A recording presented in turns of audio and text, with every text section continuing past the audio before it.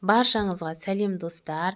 Бүгін сіздермен үлпілдеп тұратын, жұмсақ болып шығатын бауырсақтардың рецептімен бөлісемін. Видеоны соңына дейін тамашалап, менімен бірге дайындаңыздар. Алдымен ыдысымызға сүтті құямыз. Сүт міндетті түрде жылы болуы керек.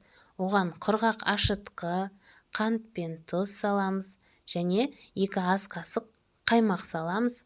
Қаймақ та міндетті түрде жылы болуы керек. Барлығын жақсылап араластырып, пищевой пакетпен бетін жауып, жылы жерге 10-15 минутқа алып қоямыз. Міне бетінде осындай көпіршіктер пайда болады. Бұл ашытқы жұмыс істеді деген сөз. Енді оған сұйық май қосып жақсылап араластырамыз. Ұнды електен өткізіп, аз-аздан қоса отырып, жұмсақ қамыр илейміз. Ұнды бірден қоспаңыздар. Егер бірден қосатын болсаңыздар, қамыр қатты болып қалуы мүмкін. Онда бауырсақтарыңыз жақсы шықпайды. Сондықтан аз-аздан қосып, жұмсақ қамыр илейміз. Қамырды алдымен ыдыста, сосын ыңғайлы болу үшін үстелде илеп алдым.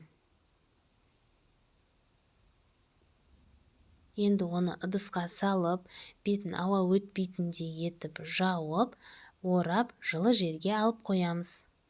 Міне қамыр көтерілді. Енді оны бірден алып жаймаймыз. Бетін майлап, қолмен басып, қайтадан жылы жерге алып қоямыз. Сонда бауырсақтар өте әдемі болып көпсіп шығады. Міне енді дайын болды. Енді қамырды ыдыстан алып, жая беруге болады. Мен ұн пайдаланған жоқпын, үстелді майлап, қамырды қолмен жайып шықтым. Өйткені қамыр өте жұмсақ болып шықты. Ал сіздер қаласаңыздар, оқтаумен жайсаңыздар да болады. Шамамен осында қалыңдықта жайып алдым. Қалаған формада кессеңіздер болады. 4 бұрышты ромбик етіп кесуге болады.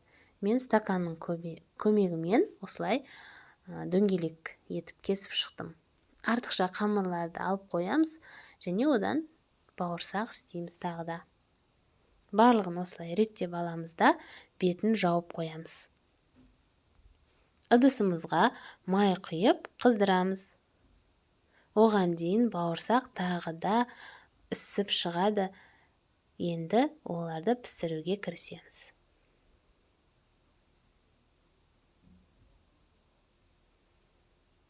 Бірінші беті қызарғаннан кейін бауырсақтарды аударып шығамыз. Міне дайын болды. Ыдысқа қағаз сүлгі қойып, соның бетіне бауырсақтарды қойып шығамыз. Міне дайын болды. Өте дәмді, жұмсақ болып шығады. Видеоны соңына дейін тамашаласаңыздар, лайк басып, пікір қалдырып, каналға тіркеліп кетіңіздер. Менің рецептіммен жасап көріңіздер. Егер осы рецептпен жасап жатсаңыздар, ас болсын.